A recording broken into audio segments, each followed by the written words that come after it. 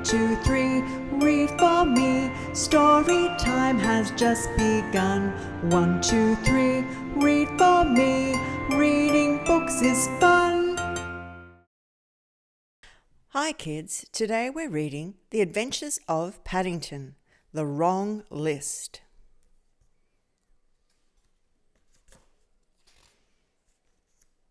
There's Paddington. He's writing a letter to Aunt Lucy. Dear Aunt Lucy, something most peculiar happened to me today. In fact, it seems like things always happen to me. I'm just that kind of bear. I was having afternoon tea with the Browns. Mr. Brown came in carrying a tray of freshly baked scones. Look at the scones. Who wants jam and who wants cream? Both, please, shouted Jonathan and Judy. Mr. Brown, began Paddington, who was always incredibly polite, allow me to help you. Paddington always wants to help. Paddington whisked the tray away from Mr. Brown, sending scones flying and the bowl of fluffy cream spinning through the air. Splat! It landed smack in Mr. Brown's face. Oh dear, look at Mr. Brown, covered in the cream. Oh dear, let me get that, said Paddington, trying to lick the cream off. We mustn't waste it. Paddington loves cream. Oh, cried Mr. Brown, no, it's all right. I'll get a cloth from the kitchen. Sorry, said Paddington, thinking what else he could do. Perhaps I could come and help you with the cleaning up. In the kitchen, Paddington knocked a teapot off the table by accident. I really don't need any help, Paddington, Mr. Brown said, diving to catch it before it smashed. Cleaning up is my chore. What's a chore? Asked Paddington. Well, everyone in the family has a chores list on the fridge, explained Mrs. Brown. Chores are jobs, like doing the laundry or cleaning. How exciting! I can't wait to read my chores list, said Paddington. Don't be silly, Paddington. You don't need to do family chores, laughed Mr. Brown. The young bear looked sad. Oh, I thought I was part of the family. He sighed, wandering off. Mr. and Mrs. Brown hadn't meant to upset Paddington. They called an emergency family meeting and wrote a chores list just for him. It had one thing on it: make marmalade. But when Mr. Brown went to tell Paddington that he had his very own list, it fell off the fridge.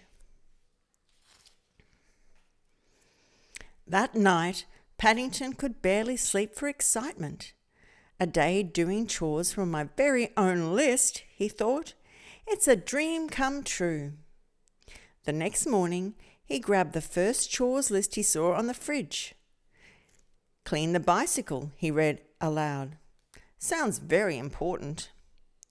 Paddington took Mr. Brown's bicycle apart, put it in the bath, and gave it a thoroughly good clean with a toothbrush.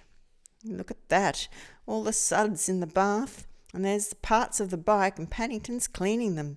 Scrub, scrub, scrub. When the bicycle was spotless, Paddington put it back together. He couldn't remember where some bits went, but they were quite small, so he couldn't imagine they were that important. Later, Mr. Brown came running out of the house, late for work. He got on his bicycle and bang, ping, boing, crash. Ah! Look at that. His bicycle fell apart. Next on the list was polish the floorboards. Paddington thought there was rather a lot of floor.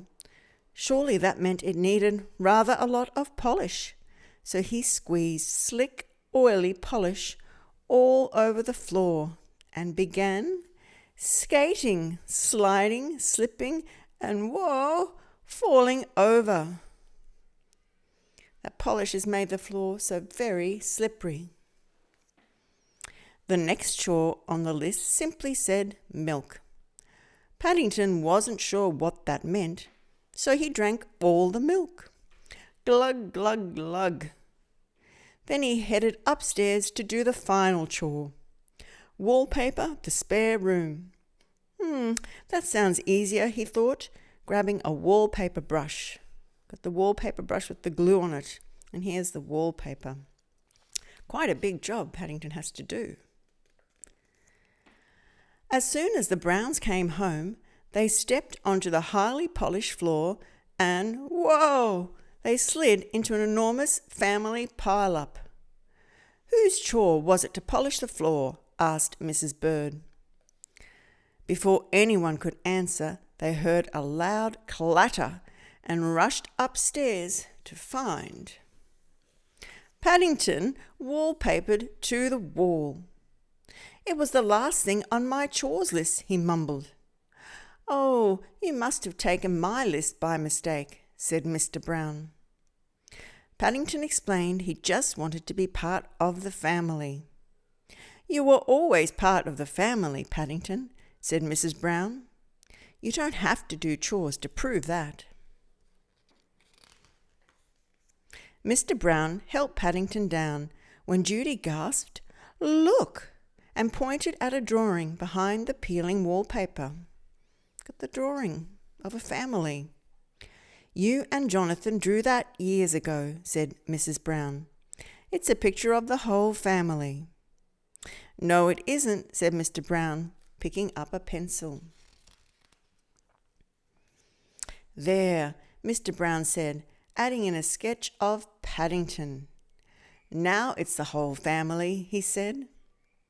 The Browns thought the drawing was absolutely perfect and decided to never wallpaper the room again. Look at them all together, the family, including Paddington. It seems there are an awful lot of chores in the world, Aunt Lucy, but being part of a family isn't one of them. Love from Paddington. What a great book.